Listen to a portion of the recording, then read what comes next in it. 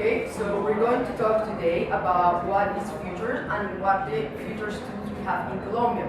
This project was done by Jeanny, Johan, and Ramirez. But what is future? Future is a control legal agreement that is made by the trading floor, that it is to get something in the future, to get a security, to get something. And there are some differences that some people think that forward and future is the same thing, but it is completely different. So here I'm going to explain to you some difference that we can include here. So the first one is the few currencies that is trading in the future. That is the Mexican peso, the euro, dollar, the yenes, and yeah. The second one is that it is standardized for the contracts and specific locations in the future. The third one is that these contracts typically are made by 30, 90, or 180 days as long.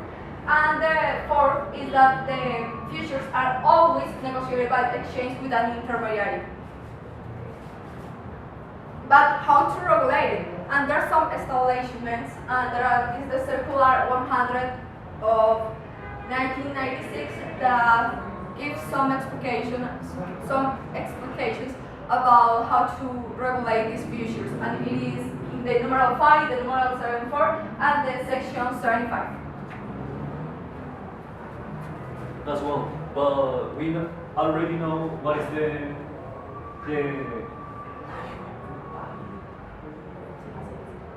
main significance of the future, what is the difference between forward, but in Colombia we could find different options that future contract that is provided by different institutions that could be in the presentation. That the first one is the Bolsa de Valores de Colombia that provide us the main future that is the TRM future that is based on the tasa representativa del mercado, and that is provided by directly only the Bolsa de Valores. That has a specific interesting characteristics by the inflation future that is based on the consumer index prices, and the coal cap future. And the next one institution that could find that the next one that could be is the Vivienda Corredores that provide us the TES future that is based on the government bonds that is provide us, but that have an interesting skills that is the size of the contract that could be 250 million of pesos, and the ticket of the value of the contract is based on the 0.005 in basis of the price of the contract. Well, the next one that we find in Colombia is derivatives. Derivatives is focusing on only derivatives based on electricity and energetical assets that provide us an interesting future that is based on the growth or size of the electricity that is based on the 3060 kilowatts, and the mini electric future is based on 100,000 kilowatts. Well, the next one is the Federación Nacional de Cafeteros. Is based on the production and the assurances of the coffee and the production of all derivatives of the main product that is the coffee. Well, my partner is going to explain us. It's based on what is could relationated by the future contracts. So basically in Colombia we have like a production of coffee. The Federación Nacional de Cafeteros, what he does is it's like he kind of reunite all the coffee growers and buys the product in order to export it. So in Colombia you must export the coffee to this entity. When they actually negotiate with the producer, they do it before it grows up the coffee. So it is kind of like a future contract directly with the grower. So they basically grow up the product with a specific rate, even if it oscillates the price or something like that. And then what they do is like they create a margin between it in order to kind of like have a caution for the exchange rate movement. And that is why we call it a supporter, because it is kind of like he's assuring his raw materials in order to accept the oscillation and be competitive in the international futures. As well, the next one institute that could provide us future contracts in the world is ICE. ICE is an international platform but Colombia doesn't pertenece that. But we could find future contracts passing on oil, gases, forex exchange rate, and interest rate, and many of different futures that page could provide us.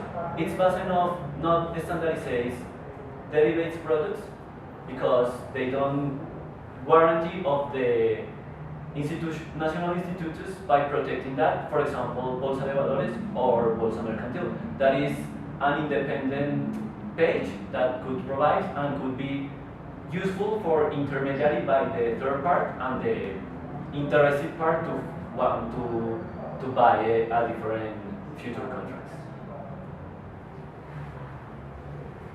So the mercantile exchange, the stock exchange in Colombia. It is a negotiation place where it is negotiated the agropecuarian products as rice, wheat, and other ones. And they basically are producing like an insurance to the buyers and to the suppliers. The first operation they do is the repo operation. It is called also the purchasing operation. Basically, a producer goes to the exchange to change the stock and leave their product in warranty in order to get some cash inflow. We have to context that we are talking about production that actually takes 4 months, 5 months without giving any return, and sometimes the people actually needs them in order to keep producing.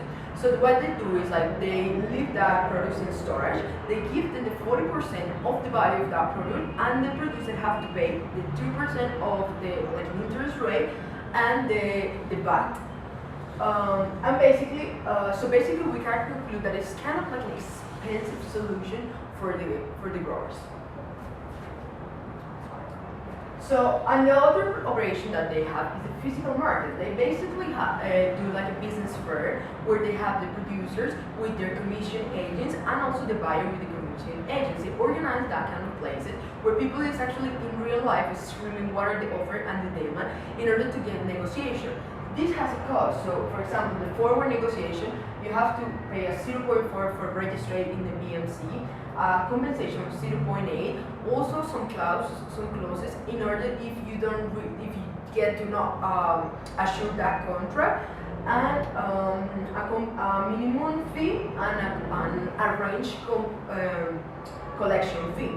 It is important to highlight that these fees are paid by the supplier and also by the buyer. So basically, they are paying the stock exchange in order to trust someone and to generate that exchange of product.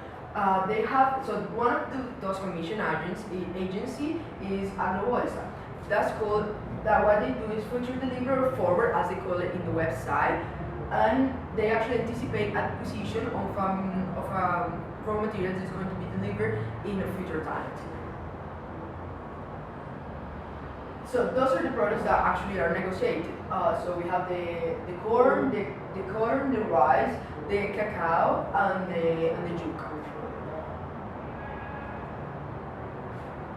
The case study we have is the rice market in Colombia. So first of all, it's important to say that the BMC is offering like incentive in order to people for leave the merchandise in storage with them. Why they do that? Because maybe they want to regulate the demand and offer. We are importing rice from China and America, and also because they want to have food safety in the country.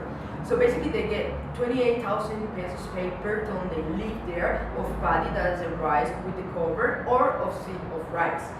And so they have to leave it at least for 6 months. So basically, in other words, it's kind of like an interest pay in order to leave your merchandise warranty. That could be an interesting solution for people that again is needed inflow cash at the moment. And the specific case we choose is the case of Roa and Viana and other commercialization of rice in the country. What they do is like as they already had like a long relationship with the growers, and as they really like gets difficulty in order to assure their merchandises through the stock exchange, they grant credits to the people in order to help them to grow their rice or to buy the things they need in order to, I don't know, save the crop or things that like a normal grower needs. And they create like a trust relationship between them. But this just occurs with people that it's already known for a long time and that they have the ways to assure that they're going to pay. It's important to put in context that we're talking about Colombia, a country that is not really well developed in technology in the agropecuarian sector, that has problems with safety and with transportation. So when we think that what like the small growers don't really go to a stock exchange or something like that, it's because it is actually expensive. Also, it is difficult and there are kind of like a lot of formalities in order to like apply to the thing. There's a lack of bankarization and technology in the country. So for a small grower, it's really difficult to get that if we're talking that they're coming from, I don't know, the west side of the country and something like that. And so basically we include that as a future because the companies are sharing the raw materials and the producers are sharing the sell with a price, with a quantity and with a date, but in like a not formal place. And we highlight in conclusion that it's kind of like a shame that there are not actually existing like the right financial methods in order to like assure that we create like a society covered in financially. This happens because the methods that already exist are kind of like not suitable in the actual situation or context of Colombia and are expensive, and that people is not really willing or even know how can it help you and how to do it. So it's really important to think how we could actually improve that and create like financial tools that are actually going to suit what is happening in the agro in Colombia, and it actually is going to help the speed of the transactions and to assure the production of these kind of grains.